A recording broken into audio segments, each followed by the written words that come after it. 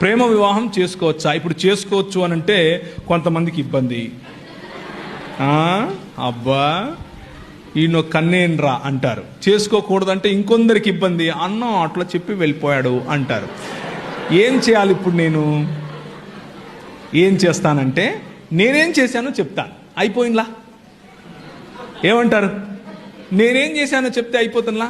నేను 2000 సంవత్సరం నుండి 2011 సంవత్సరం వరకు మధ్యప్రదేశ్లో ఇందోర్ అనే పట్టణంలో మిషనరీగా ఉన్నాను. మిషనరీగా ఉండి పరిచర్య చేశాను. పరిచర్య చేసే సమయంలో నేను మా పాస్టర్ గారితో కలిసి పనిచేశాను. మా పాస్టర్ గారు చాలా భక్తిపరుడు, చాలా దేవుని రాజ్యం కోసం చాలా కష్టపడతాడు. నేను ఆయనతో కలిసి పనిచేస్తూ ఉంటే వాళ్ళ అమ్మాయి నన్ను పెళ్లి చేసుకో అని నన్ను అడిగింది.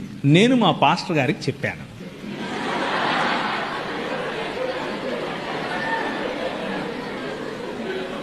రెండు కలిపే కదా, కలిపానా లేదా? చూసారా? అందుకే ట్రిక్కీ క్వశ్చన్లు మీకే కాదమ్మా, మాకు తెలుసు.